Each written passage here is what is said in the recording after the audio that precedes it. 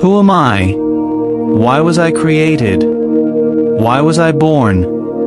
What am I living for?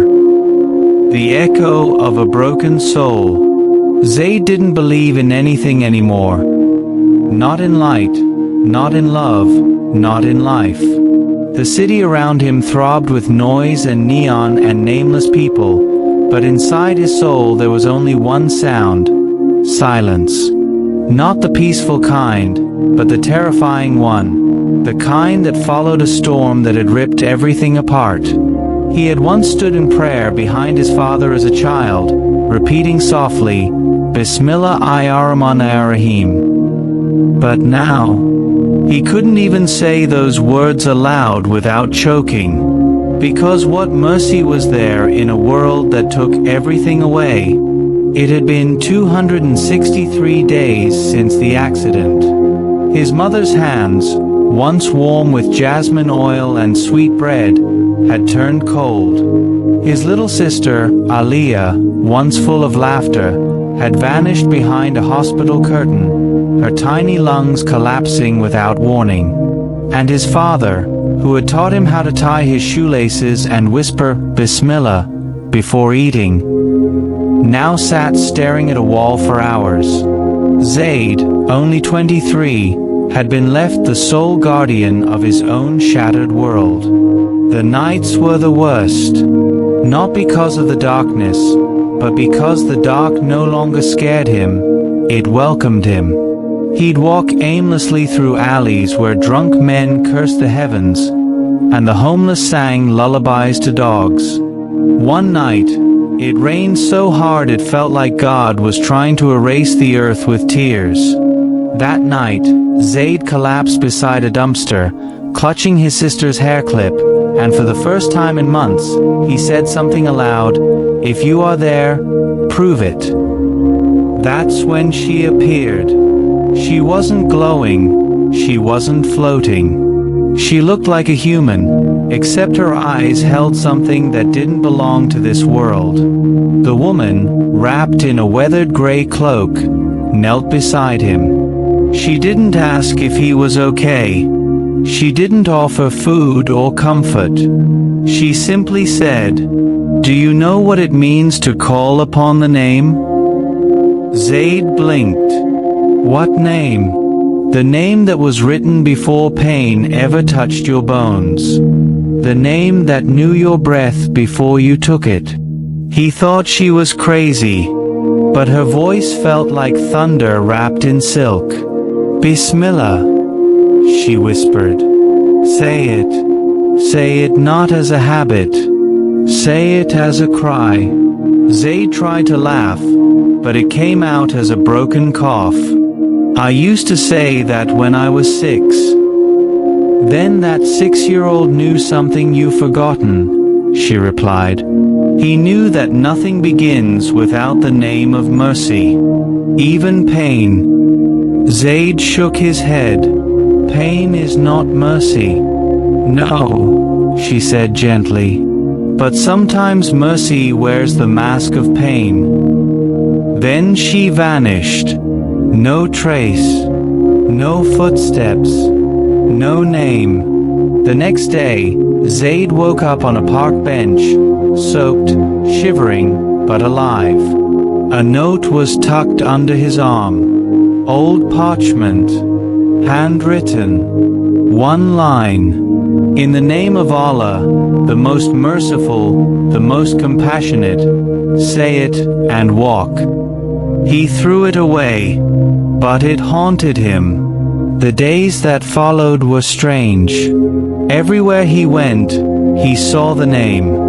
On an old church's cracked wall, someone had sprayed it in graffiti, Ar-Rahman. On a child's t-shirt, "Mercy begins at Bismillah." Even on a stranger's coffee cup at a train station, "Start with the name." It was as if the universe was whispering one phrase over and over. Start again.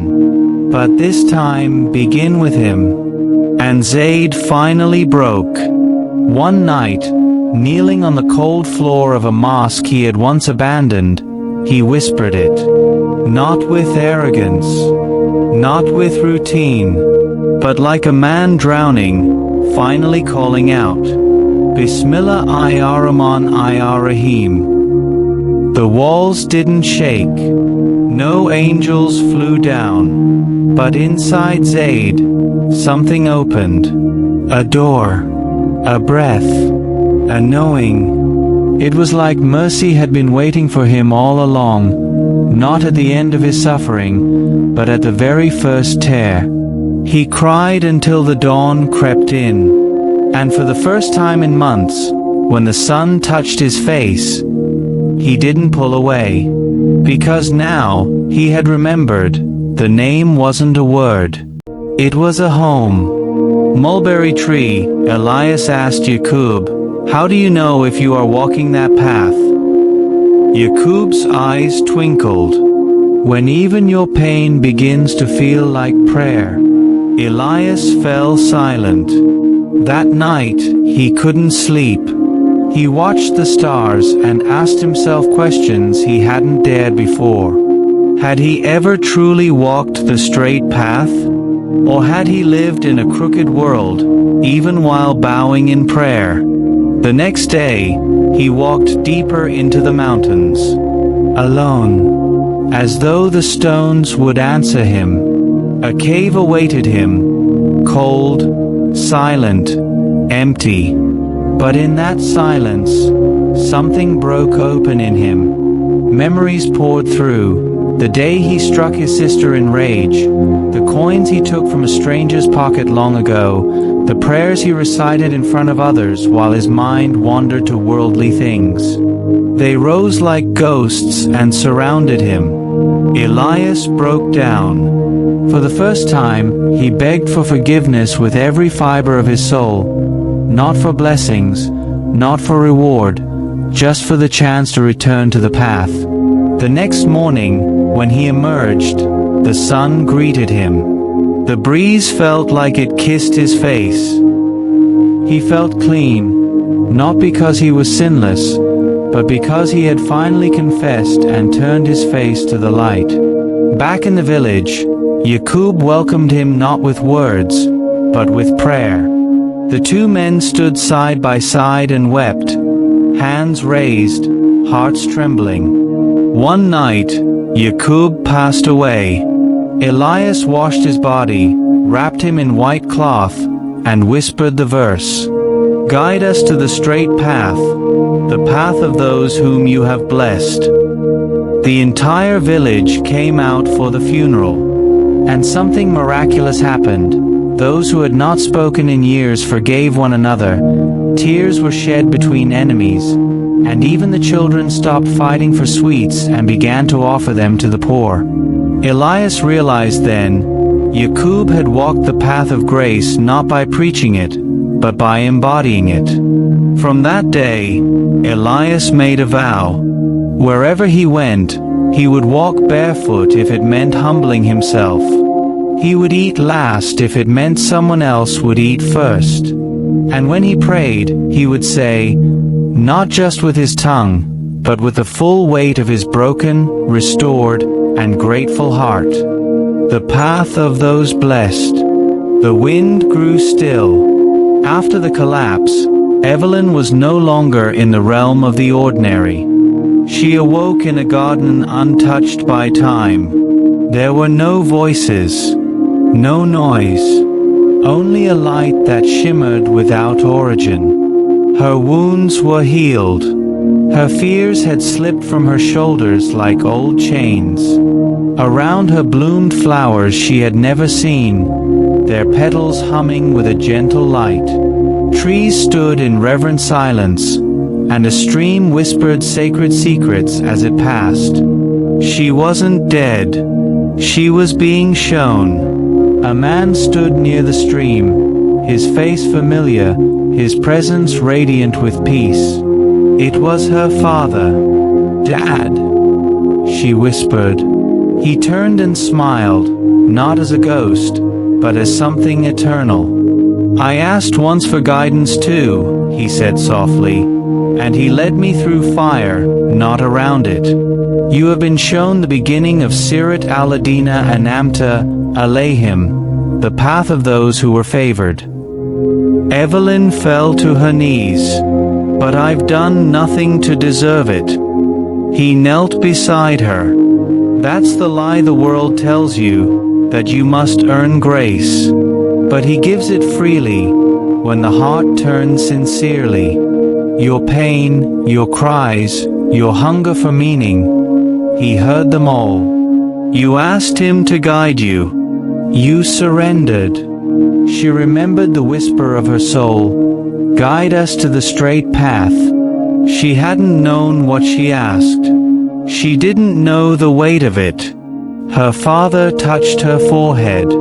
There are those who are favored, not because of titles or temples, but because they never stopped seeking. The ones who walked even when blinded, who cried when the world mocked them, who forgave those who wronged them. They are not perfect, but they are chosen. She began to sob, not out of fear, but out of a release so pure it felt like flight. Then he said, but there are 2 other paths too, and you must know them.